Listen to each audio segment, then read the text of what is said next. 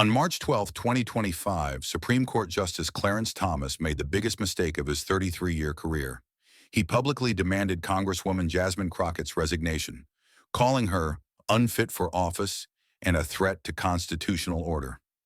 What Thomas didn't know was that Crockett had been quietly investigating him for months, and what she uncovered in his private text messages, secret financial dealings, and behind-the-scenes political maneuvering would not only destroy his credibility, but force him to become the first Supreme Court justice in American history to resign in disgrace. The truth needs to be told.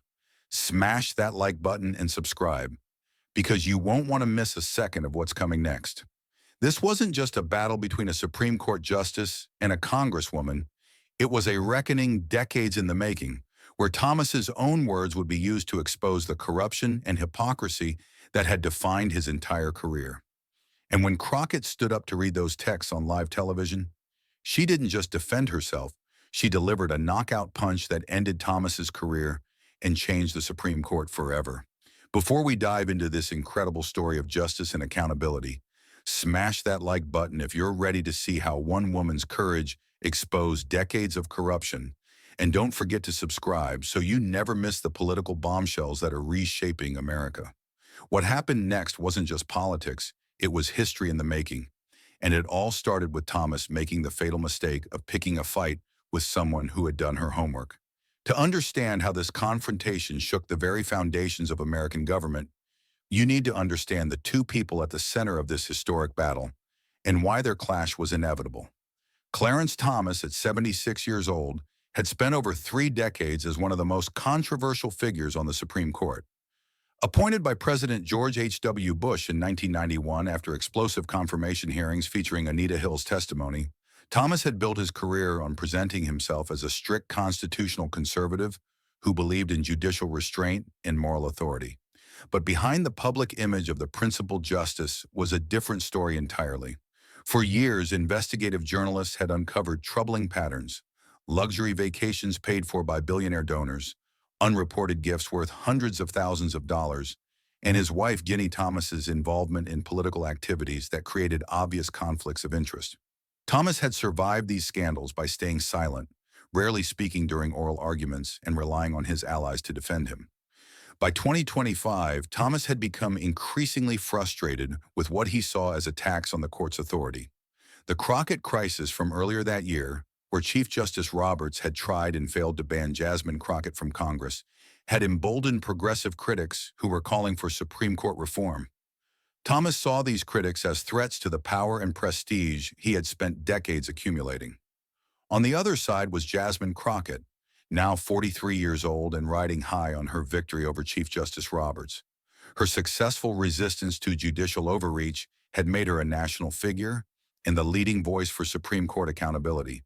But what most people didn't know was that Crockett had been quietly building a case against Thomas for months, using her background as a civil rights attorney to investigate patterns of corruption that others had missed. Crockett's motivation was personal and professional. As a Black woman who had fought for justice her entire career, she was deeply troubled by Thomas's role as the court's only Black justice while consistently voting against civil rights protections. She saw Thomas as someone who had betrayed the legacy of Thurgood Marshall, the civil rights icon he had replaced on the court. More importantly, Crockett had access to something that previous Thomas critics had lacked: congressional investigative powers. As a member of the House Judiciary Committee, she could subpoena documents, compel testimony, and access financial records that had been hidden from public view. For months, she had been building what she called the Thomas File, a comprehensive record of ethical violations, financial improprieties, and conflicts of interest. The stakes couldn't have been higher. Thomas was not just any Supreme Court justice. He was a senior associate justice, the court's most conservative member, and a key vote on issues ranging from abortion rights to voting rights to presidential power. If Crockett could expose Thomas's corruption and force his resignation, it would fundamentally alter the court's ideological balance and give President Biden the opportunity to nominate a progressive replacement for Thomas. The stakes were equally high for Thomas. After 33 years on the court, his legacy was already tarnished by ethics scandals. A forced resignation would not only end his career in disgrace, but potentially expose him to criminal liability for financial crimes and ethics violations. He had spent decades building wealth and power, and he wasn't going to give it up without a fight. The confrontation was also about something bigger than either individual. It was about whether Supreme Court justices were truly above the law or whether they could be held accountable like any other public official. For too long, the court had operated with minimal oversight, relying on the honor system to police itself. That system was about to be tested in the most dramatic way possible. The trigger for the confrontation came from an unlikely source: Thomas's own arrogance. Frustrated by months of criticism following the Roberts Crockett crisis, Thomas decided to go on the offensive. Instead of staying silent, as he had done for decades, he chose to attack Crockett directly, calculating that his position as a Supreme Court justice would intimidate her into backing down. It was a catastrophic miscalculation that would cost him everything. The war between Clarence Thomas and Jasmine Crockett began not with a bang, but with what seemed like routine political theater. But within hours, it would escalate into the most explosive confrontation between the judicial and legislative branches in modern American history.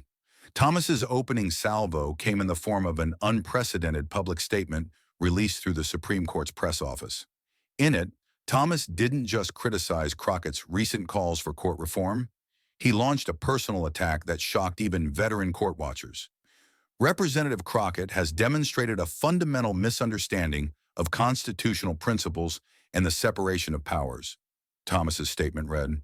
Her continued attacks on the judicial branch, combined with her inflammatory rhetoric and reckless disregard for legal precedent, make her unfit to serve in Congress. For the good of the country, she should resign immediately. The statement was unprecedented in multiple ways. Supreme Court justices traditionally avoid public political statements, especially personal attacks on members of Congress. Thomas's decision to name Crockett specifically and call for her resignation broke decades of judicial tradition and immediately created a constitutional crisis. The media response was swift and intense. Cable news networks interrupted regular programming to discuss Thomas's extraordinary statement. Constitutional law experts expressed shock that a sitting justice would involve himself so directly in political disputes. Even conservative legal scholars who supported Thomas expressed concern about the precedent he was setting. But Crockett's response was even more shocking. Instead of issuing a defensive statement or calling for calm, she did something that sent shockwaves through Washington. She announced that she would be holding a press conference the next day to respond to Justice Thomas, with facts he doesn't want the American people to know. The announcement immediately triggered speculation about what Crockett might reveal.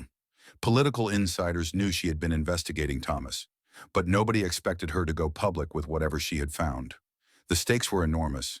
If Crockett's evidence was weak, her political career could be destroyed by attacking a Supreme Court justice. If it was strong, she could potentially bring down one of the most powerful people in government. Behind the scenes, panic was setting in at the Supreme Court. Thomas's allies began frantically calling conservative media outlets trying to discredit whatever Crockett might say before she said it. Fox News ran segments questioning Crockett's motivations and suggesting that her investigation was politically motivated. But Thomas himself seemed confident that his position as a justice would protect him. According to sources close to the court, Thomas told colleagues that Crockett was bluffing and that her press conference would backfire spectacularly. He had survived decades of criticism and saw no reason why this would be different. The escalation continued when Senate Republicans rallied to Thomas's defense. Senator Ted Cruz called Crockett's investigation a partisan witch hunt designed to intimidate the Supreme Court. Senator Josh Hawley accused her of trying to destroy judicial independence. The partisan battle lines were being drawn, with Republicans circling the wagons around Thomas and Democrats largely staying silent, waiting to see what Crockett would reveal. But the real escalation came from an unexpected source: Thomas himself. Apparently frustrated that his initial statement hadn't silenced Crockett, Thomas made an even more dramatic move. He agreed to an interview with Tucker Carlson on Fox News, where he doubled down on his attacks and made statements that would later come back to haunt him. I've served on this court with dignity and integrity for over 3 decades, Thomas told Carlson. I've never compromised my principles or allowed outside influences to affect my judicial decisions.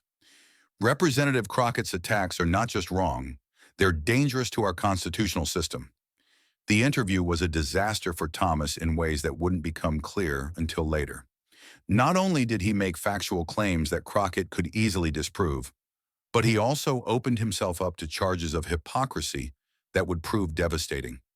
Most damaging of all, he made the interview just hours before Crockett's press conference, ensuring that his words would be fresh in everyone's mind when she responded.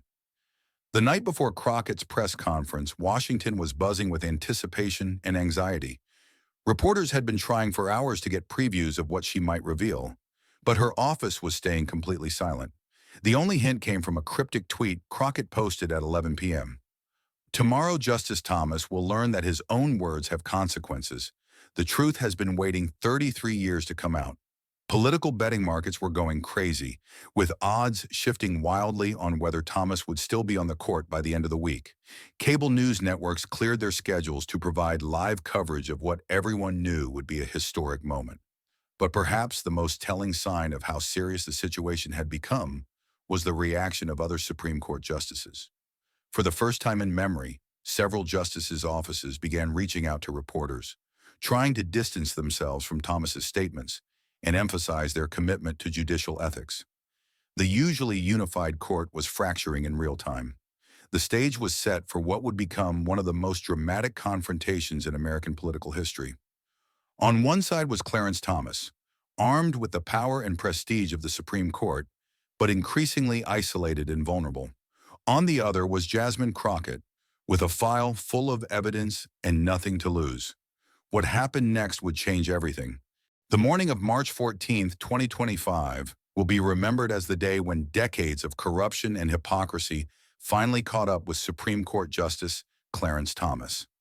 But even seasoned political observers weren't prepared for the systematic destruction that Jasmine Crockett was about to unleash.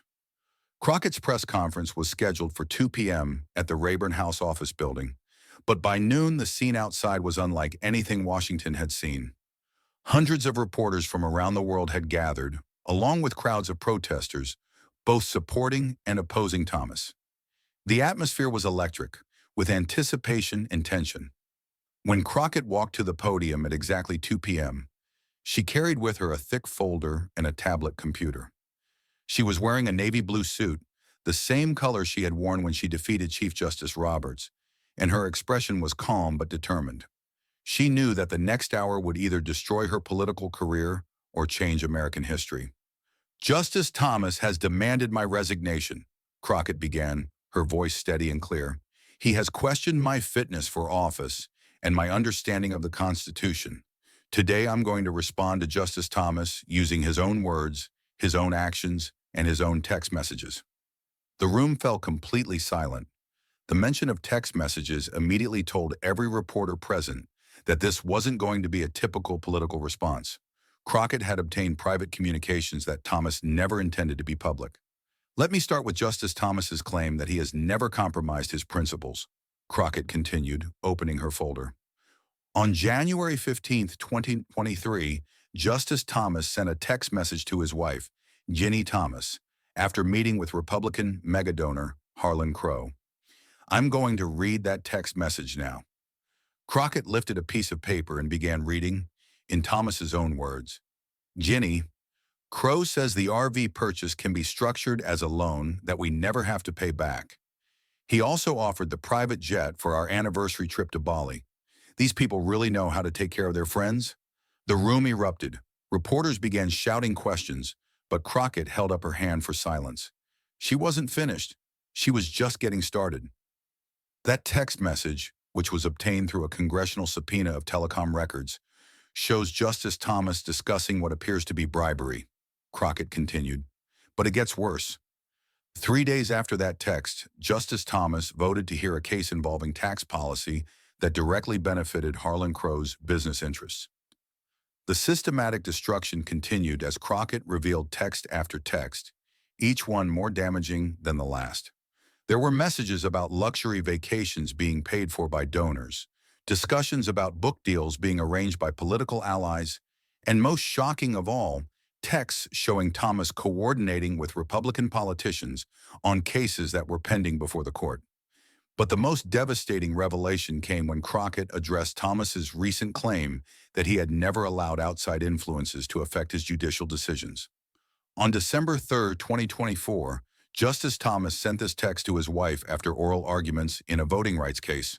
Crockett said, holding up another document, "The liberals think they're so smart, but I'm going to make sure their precious voting rights get gutted. Harlan will be so pleased." The room was in chaos. Even reporters who had covered Washington for decades had never seen anything like this. A sitting Supreme Court justice's private communications were being read aloud, and they revealed a level of corruption and partisan bias that went far beyond what anyone had imagined. But Crockett saved the most explosive revelation for last. She pulled out her tablet and announced that she was going to play an audio recording obtained through the congressional investigation.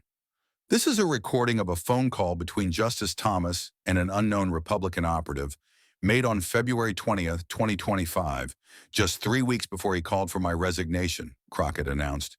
The recording was crystal clear. Thomas's distinctive voice could be heard discussing strategy for attacking what he called progressive troublemakers in Congress. Most damning of all, Thomas could be heard saying, "We need to make an example of Crockett. If we can destroy her, it will send a message to all the others who think they can challenge the court." The revelation that Thomas had been plotting to destroy Crockett's career sent shockwaves through the room. This wasn't just corruption, it was evidence of a Supreme Court justice actively working to undermine elected officials who criticized the court. But Crockett wasn't done. She had saved the most personal and devastating evidence for her conclusion. Justice Thomas has spent his career claiming to be a principled conservative who believes in judicial restraint, Crockett said, her voice rising with emotion. But his own words tell a different story. In a text message to his wife on the anniversary of his confirmation, Justice Thomas wrote, 33 years of making the liberals cry. Best job in the world. No accountability, lifetime tenure, and all the perks rich people want to give us." The room was stunned into silence. Thomas's own words had revealed not just corruption, but a cynical contempt for his judicial responsibilities and the American people he was supposed to serve. Crockett concluded her presentation with a direct challenge. Justice Thomas called for my resignation based on lies and corruption. Today, using his own words, I'm calling for his resignation. If he doesn't resign voluntarily, I will be introducing articles of impeachment in the House of Representatives tomorrow morning. The press conference ended with chaos. Reporters rushed to file their stories while protesters outside began chanting for Thomas's resignation. Cable news networks went into wall-to-wall coverage, with legal experts calling it the most damaging revelation about a Supreme Court justice in American history. But the most telling reaction came from Thomas himself. Within an hour of Crockett's press conference, Thomas's office released a brief statement. Justice Thomas is reviewing the allegations and will respond appropriately. The statement was signed not by Thomas but by his press secretary, a clear sign that the justice was in full damage control mode. Behind the scenes, panic was setting in across conservative Washington. Republican senators who had defended Thomas hours earlier were now avoiding reporters' calls. Conservative legal scholars who had praised Thomas for decades were scrambling to distance themselves from the corruption allegations. The Supreme Court itself was in crisis. Chief Justice Roberts called an emergency meeting of the justices, with reports suggesting that several conservative justices were demanding that Thomas explain his actions. The court's credibility, already damaged by ethics scandals and political controversies, was hanging by a thread. But perhaps the most significant development came from an unexpected source, the Department of Justice. Within hours of Crockett's revelations, Attorney General Merrick Garland announced that the Justice Department would be opening a criminal investigation into Thomas's conduct. The investigation would focus on potential violations of federal bribery laws, tax evasion, and ethics regulations.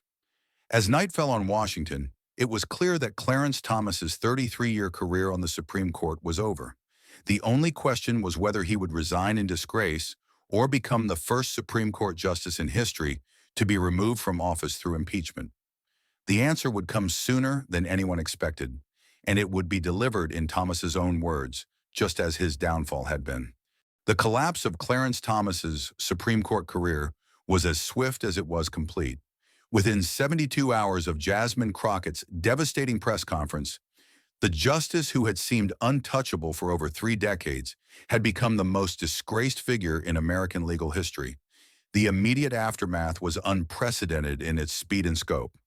By the morning of March 15th, just one day after Crockett's revelations, every major newspaper in America was calling for Thomas's resignation. The New York Times ran a front-page editorial titled "Justice Thomas Must Go."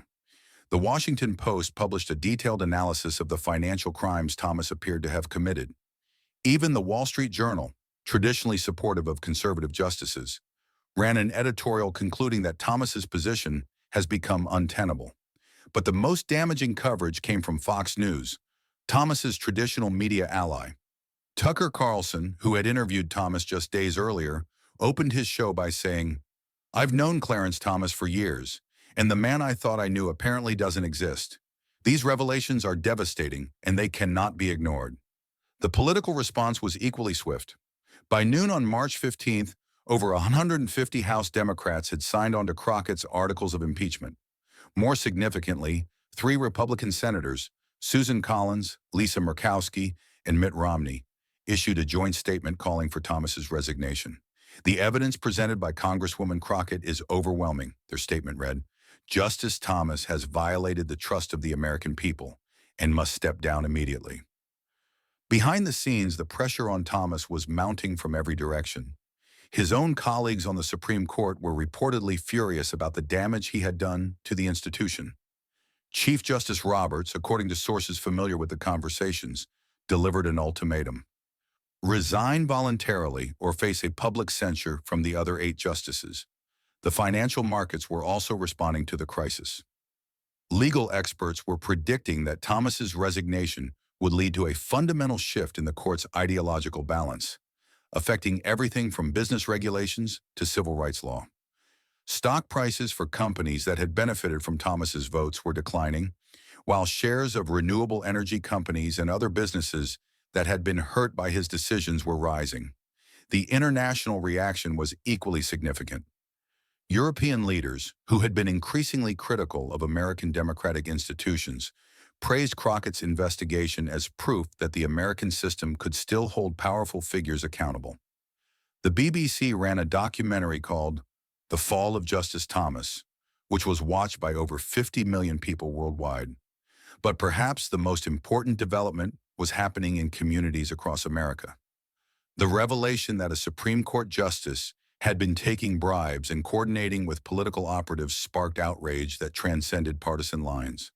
Conservative voters who had supported Thomas for years felt betrayed by his corruption. Progressive activists saw vindication for their years of criticism about the court's ethical standards. The breaking point came on March 16, when Thomas committed one final catastrophic mistake. Apparently believing he could salvage his position, Thomas agreed to appear on a conservative podcast, where he attempted to defend his actions. The interview was a disaster that sealed his fate.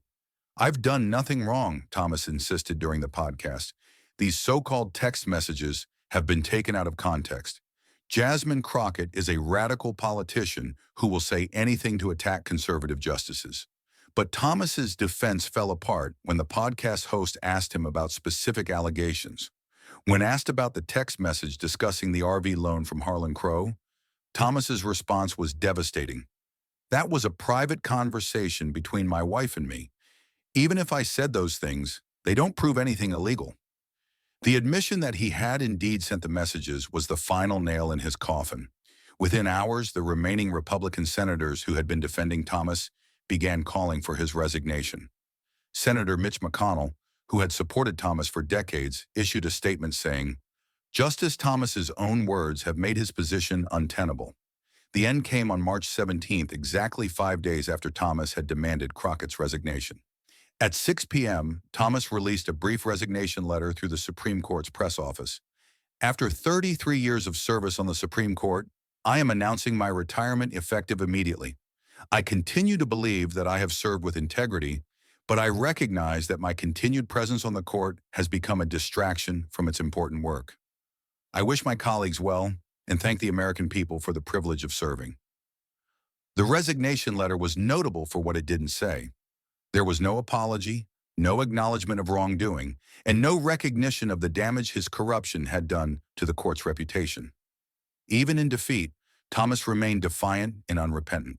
The reaction to Thomas's resignation was immediate and dramatic. President Biden announced that he would nominate a replacement within 30 days, setting up a confirmation battle that would reshape the court for decades. Progressive groups celebrated what they called the triumph of accountability over corruption. But the most significant reaction came from Jasmine Crockett herself. At a press conference following Thomas's resignation, she struck a tone that was both triumphant and serious. Today, the American people have seen that no one is above the law, not even Supreme Court justices, Crockett said. Justice Thomas's resignation proves that corruption will eventually be exposed, no matter how powerful the corrupt official might be. Crockett used the moment to call for broader Supreme Court reforms, including term limits for justices and stronger ethics enforcement. This cannot happen again, she declared. We need systematic reforms to ensure that the Supreme Court serves the American people, not the wealthy donors who corrupt our democracy. Thomas's resignation had profound and lasting effects on American politics and law. Most immediately, it gave President Biden the opportunity to nominate a progressive justice who would fundamentally alter the court's ideological balance. Biden's eventual nominee, Federal Appeals Court Judge Ketanji Brown Jackson, was confirmed by a narrow Senate majority, creating a 5-4 liberal majority on the court for the first time in over 50 years. The new court majority immediately began reversing decades of conservative precedents. Voting rights were strengthened, environmental regulations were upheld, and corporate power was curtailed in ways that would have been impossible with Thomas on the bench. The legal landscape of America was transformed almost overnight, but the impact went far beyond individual cases. Thomas's downfall led to the most comprehensive Supreme Court ethics reform in American history. Congress passed the Supreme Court Ethics Act, which required justices to disclose all gifts, submit to regular financial audits, and recuse themselves from cases involving their financial interests. The act also created an independent inspector general to investigate ethics violations and recommend sanctions. The Thomas case also established important precedents for congressional oversight of the judiciary. Crockett's successful investigation proved that Congress could effectively hold Supreme Court justices accountable, even when they claimed immunity from oversight. Future investigations would use the Crockett standard, the use of justices' own communications to prove corruption and conflicts of interest. For Clarence Thomas personally, the resignation was just the beginning of his legal troubles. The Department of Justice's criminal investigation resulted in a federal indictment on charges of bribery, tax evasion, and wire fraud. Thomas's trial, which began in 2026, featured many of the same text messages and recordings that Crockett had revealed. He was ultimately convicted on all charges and sentenced to 7 years in federal prison. Thomas's wife, Ginny Thomas, was also charged with conspiracy and obstruction of justice for her role in helping to conceal her husband's corrupt activities. She pleaded guilty and received a suspended sentence in exchange for her cooperation with prosecutors. The financial cost to Thomas was enormous. He was forced to pay back taxes on unreported gifts totaling over $2 million, plus penalties and interest. His book deals were canceled, his speaking fees disappeared, and he lost his Supreme Court pension due to his criminal conviction. For Jasmine Crockett, the victory over Thomas cemented her position as one of the most influential politicians in America. Time magazine named her Person of the Year for 2025, recognizing her role in holding power accountable and strengthening American democracy. She was frequently mentioned as a potential presidential candidate, though she remained focused on her work in Congress. Crockett's success also inspired a new generation of political leaders who were committed to transparency and accountability. The Crockett model of using detailed investigations and public evidence to expose corruption became a template that was adopted by politicians across the country. The Supreme Court itself was permanently changed by the Thomas scandal. The institution's approval rating, which had been declining for years, initially plummeted to historic lows following the revelations about Thomas. However, the court's reputation began to recover as the new ethics rules took effect, and the Reform Court began issuing more popular decisions. Chief Justice Roberts, who had initially tried to defend Thomas, ultimately acknowledged that the scandal had been a wake-up call for the institution. In a rare public speech, Roberts said, "We learned that the court's credibility depends not just on our legal reasoning, but on our ethical conduct. We have implemented reforms to ensure that this kind of corruption never happens again." The Thomas case also led to increased scrutiny of other federal judges. Several lower court judges resigned or were removed from office following investigations inspired by Crockett's methods. The entire federal judiciary became more transparent and accountable as a result. The Thomas scandal didn't just shake the political and legal worlds. It sent massive shockwaves through corporate America and Wall Street. Within hours of Crockett's revelations, the stock prices of companies that had been connected to Thomas's corruption scheme began plummeting. Harlan Crow's real estate empire saw its publicly traded shares drop by 35% in a single day as investors fled what they saw as a company built on political corruption. But the financial impact went far beyond individual companies. The revelation that a Supreme Court justice had been essentially taking bribes from wealthy donors sparked a broader reckoning about money in politics. Corporate executives who had been quietly funding luxury trips and gifts for judges suddenly found themselves under investigation by the Securities and Exchange Commission for potential violations of anti-corruption laws. The Thomas case also revealed the existence of what investigators called the Justice Network, a web of wealthy donors, corporate lobbyists, and political operatives who had been systematically attempting to influence Supreme Court decisions through personal relationships with justices. Congressional investigators discovered that Thomas wasn't the only justice who had received inappropriate gifts, though his corruption was by far the most extensive. Major corporations scrambled to distance themselves from the scandal. Several Fortune 500 companies that had connections to donors in Thomas's network issued public statements emphasizing their commitment to ethical business practices and announcing new policies prohibiting executives from giving gifts to federal judges. The corporate world was learning the hard way that corruption scandals could destroy shareholder value overnight. Crockett's investigation of Thomas also represented a watershed moment in how political corruption is exposed in the digital age. Her use of text message records, phone call recordings, and financial database analysis showed how modern technology could be used to uncover corruption that would have remained hidden in previous decades. The technical aspects of Crockett's investigation became a case study taught in law schools and journalism programs across the country. She had worked with cybersecurity experts and financial forensics specialists to trace the flow of money from donors to Thomas through a complex network of shell companies and intermediaries. The investigation techniques she pioneered became known as digital accountability and were adopted by other members of Congress investigating corruption.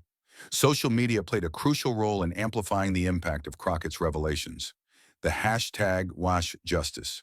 Now, Thomas' texts trended worldwide within hours of her press conference, with millions of Americans sharing the most damaging quotes from Thomas's private messages.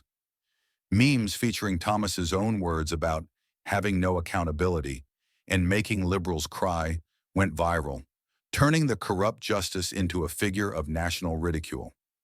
The traditional media also learned important lessons from the Thomas case. Many journalists admitted that they had been too deferential to Supreme Court justices, treating them as above criticism rather than public officials who should be held accountable. The Thomas scandal led to increased investigative reporting about the judiciary and more aggressive questioning of judicial ethics.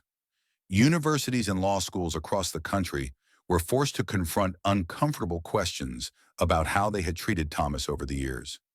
Many institutions had awarded him honorary degrees, invited him to speak at commencements, and treated him as a distinguished legal scholar. The revelation of his corruption forced these institutions to reckon with their role in legitimizing his behavior. Yale Law School, Thomas's alma mater, established a new ethics program, ironically called the Thomas Center for Judicial Accountability. Harvard Law School created a required course on judicial ethics that used the Thomas case as its primary case study. Law students across the country were now learning about the importance of judicial ethics through the cautionary tale of Thomas's downfall. The case also sparked important academic research about corruption in the judiciary. Political scientists began studying how personal relationships between judges and wealthy donors could influence legal decisions. Economists analyzed the financial incentives that had motivated Thomas's behavior. Sociologists examined how power and privilege had insulated Thomas from accountability for so long. The Thomas scandal had significant implications for America's international reputation in diplomatic relationships. For years, American officials had lectured other countries about the importance of judicial independence and anti-corruption measures. The revelation that the United States' own highest court had been compromised by corruption undermined America's moral authority on these issues. However, the swift accountability that followed Thomas's exposure actually enhanced America's international reputation in the long run. Foreign diplomats and international observers noted that unlike in many countries where judicial corruption is exposed but ignored, the United States had actually held its corrupt official accountable and implemented meaningful reforms. The European Union, which had been considering sanctions against American officials over concerns about democratic backsliding, praised the Thomas investigation as evidence that American democratic institutions were still functioning. The case became a model for how other democracies could hold their own judicial officials accountable. International legal organizations invited Crockett to speak at conferences about anti-corruption strategies. Her methods were studied by activists and reformers in countries ranging from Brazil to South Korea, where similar problems with judicial corruption existed. Perhaps the most profound impact of the Thomas case was psychological and cultural. For decades, Americans had been told that Supreme Court justices were above politics, that they were wise, impartial arbiters of the Constitution. The revelation that one of these supposedly principled figures had been motivated primarily by greed and partisan politics shattered many people's faith in institutions. But paradoxically, the accountability that followed restored faith in the possibility of reform. Americans saw that corruption could be exposed, that powerful figures could be held accountable, and that the system could correct itself when citizens demanded justice. This psychological shift was perhaps as important as any of the legal or political changes that followed the Thomas case. The Thomas case also marked a generational shift in how Americans viewed authority. Younger Americans who had grown up during an era of increasing institutional distrust saw Crockett's victory as proof that their skepticism of powerful figures was justified. Older Americans who had been raised to respect institutions like the Supreme Court had to confront the reality that respect must be earned through ethical behavior, not simply granted because of position.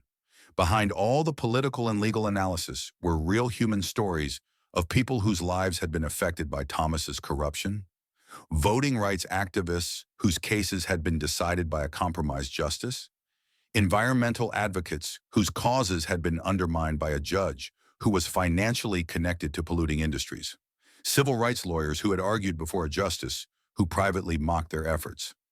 These personal stories, which emerged in the weeks following Thomas's resignation, put a human face on the abstract concept of judicial corruption.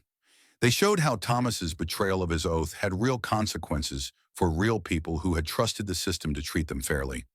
The stories also highlighted the courage it had taken for Crockett to take on such a powerful figure. Death threats, attempts to discredit her investigation, and enormous political pressure had all been part of the price she paid for exposing the truth. Her example inspired other officials to pursue corruption investigations they might otherwise have avoided. Perhaps most importantly, the Thomas case demonstrated that American democracy still had the capacity for self-correction. The exposure of corruption, the accountability of powerful figures, and the implementation of meaningful reforms showed that the system could still respond to popular demands for justice. The case also proved the importance of investigative journalism and congressional oversight. Crockett's success was built on years of careful investigation, document review, and evidence gathering. Her victory showed that corruption could be defeated through patience, persistence, and attention to detail. The international community took notice of America's ability to hold its most powerful officials accountable. Democratic leaders around the world cited the Thomas case as evidence that American democratic institutions, while imperfect, remain capable of self-renewal. What do you think about Jasmine Crockett's incredible takedown of Justice Thomas? Could this kind of accountability investigation work against other corrupt officials? Let us know in the comments below, and don't forget to subscribe to stay updated on the political battles that are cleaning up corruption in Washington. Hit that notification bell so you never miss the moments when justice finally catches up with the powerful. The fall of Clarence Thomas proved that in America, corruption eventually meets its match, and sometimes it takes just one person with the courage to speak truth to power to change everything. Jasmine Crockett didn't just destroy a corrupt justice. She restored faith in the idea that no one, no matter how powerful, is truly above the law.